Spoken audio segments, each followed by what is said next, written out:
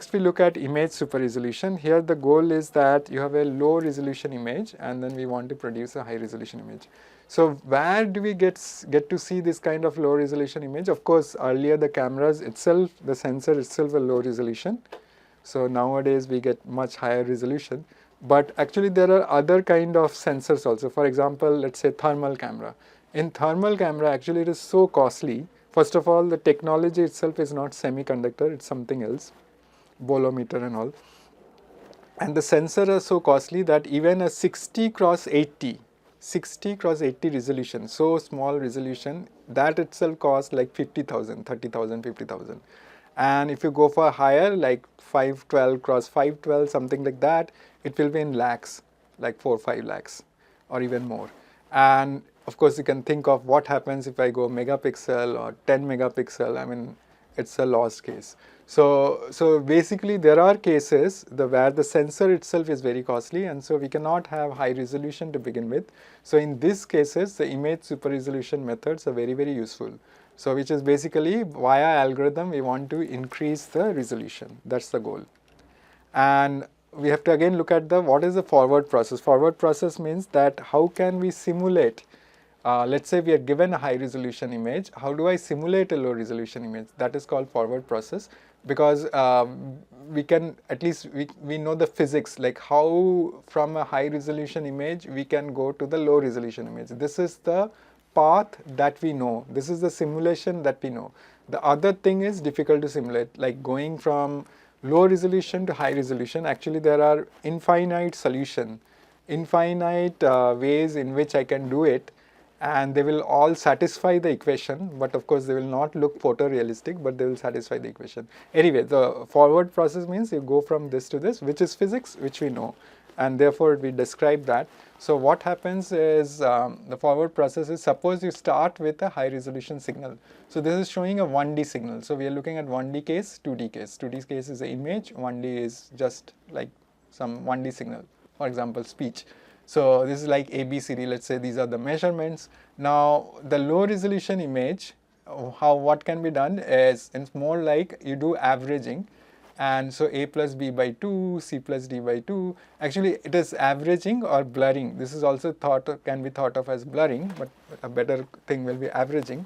And then sampling is also involved. It's not very clear, but actually we are also doing sampling, because if we just do averaging, then we'll get A plus B by 2, we'll also get B plus C by 2, and then C plus D by 2. But we are, like when we say this LR signal, we are dropping that B plus C by 2. So it has actually sampling, averaging as well as sampling. This is also true for 2D case, where let's look at this 3 cross 3 pixels, that we average it and become 1 pixel in the low resolution. And also there is sampling. So I mean, one way of thinking in terms of deep network, we can think of this is nothing but convolution with stride 2 or stride 3. Stride 2, if I convolve, then the image will become half, right? Half in both dimension. So if I use a Gaussian kernel and do a stride 2 filtering, that will be like, that is nothing but this kind of simulation, like going from high resolution to low resolution. Okay, and this is the image formation model described in more details. So actually, let's say this is the high resolution. Like there could be some geometric transformation. For our case, we don't bother about it. But there could be some rotation and all, but in our case we don't bother. But let's say there is some transformation. In our case, it can be identity, which means as it is, this whatever we are seeing, this image will be here also. And then we have optical blur. This is doing this averaging operation, and then we have this sampling, which is actually reducing the resolution. And then also there is always some noise added. So actually this is more or less like you take the high resolution, pass it through some geometric transformation, then optical blur, then sampling, then you add a noise also. So that is how the low resolution, and our goal is to go from this low resolution to the high resolution, right?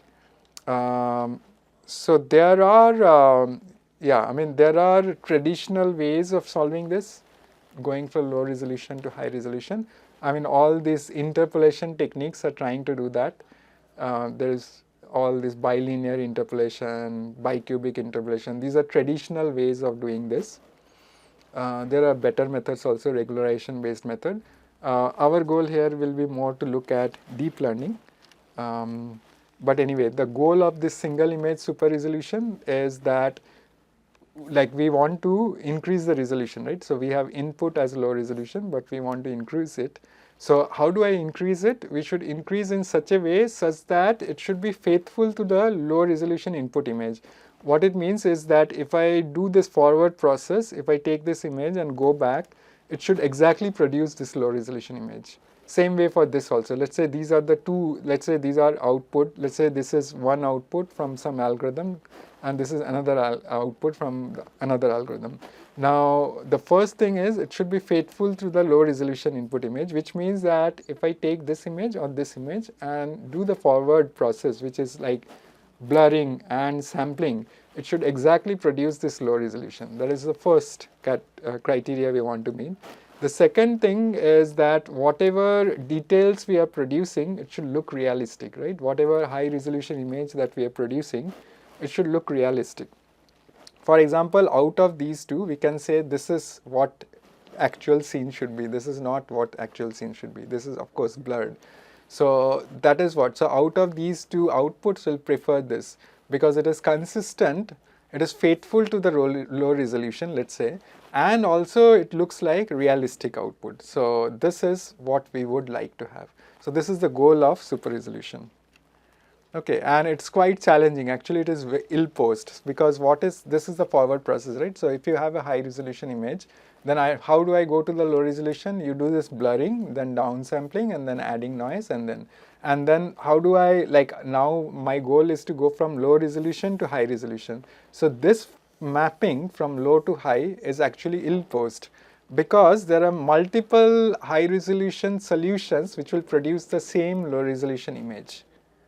Okay, because there are so many ways I can do, I can have a bigger image and go back to this lower image, or rather there are so many high resolution solutions which will have the same low resolution image. So actually there are infinite, many or infinite possible solutions, and therefore which one should I choose? And here deep learning comes to our rescue because deep learning can do this mapping, right? It will find out where it should go to. Like it's deep learning can think of some kind of a regularization, or it uses data to find out what is so out of the many solution which will satisfy, which will produce the same low resolution, which one is the most realistic solution. That is what deep learning can do. Okay, but there are it is also very challenging. For example, even if we compare, so this is bicubic. Bicubic is traditional way of doing interpolation or super resolution. You can see clearly it's not producing good results. So this is for 4x super resolution. So we have an image and we want to make it 4x, 4 times, both in length and breadth. So this is, if we do bicubic, it's clearly not good. And this is with a deep network, so it uses ResNet, which is one of the state-of-the-art network. But still you can see that this hand is not so clean, not so sharp. Same for the background. And this is SR-GAN. This is the algorithm that we will focus on, so which is a GAN-based network. And this we can see is much better, though it also has some blur, you can see here. And this is the original image. So clearly it is at least better than this ResNet-based architecture, right? So it shows that super resolution is quite challenging, especially for when we have to do large-scale upsampling, large upsampling like 4x and more. Okay. And mostly why this kind of result happen, why this kind of defocus or rather blur shows up is because we are using, most of the algorithm uses mean squared error as a loss. So this is generally, we minimize mean square error, and mean square error is not very good for deblurring. Okay. This is one of the reasons, and actually the authors, like this paper authors, SR-GAN paper, they explain why mean square based solution is not good and why we should use GAN based solution. So let's say that there is a patch, image patch, and let's say there is a low resolution image patch which is not shown here, but let us draw it. So let's say there is a low resolution patch, and now I want to upsample it. So 4x upsampling we want to do and make it a bigger resolution. Now, as I have said, that it is an ill-posed problem because there are many high resolutions. So this is a low resolution.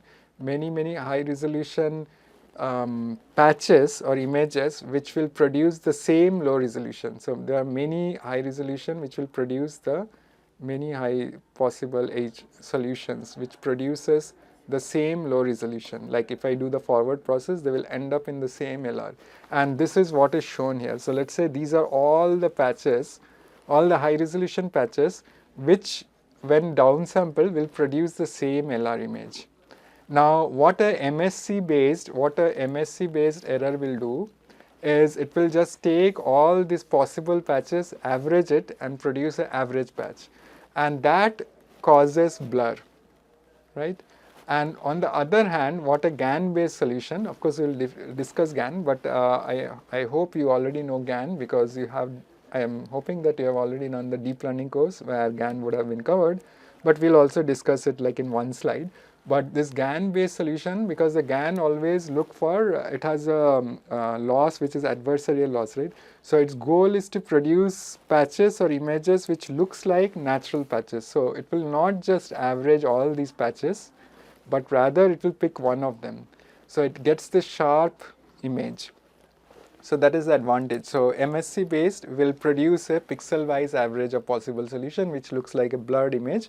On the other hand, GAN will rather pick one of it because its goal is to look like photorealistic. So that is the advantage of GAN, and that is why this paper proposes a GAN-based approach.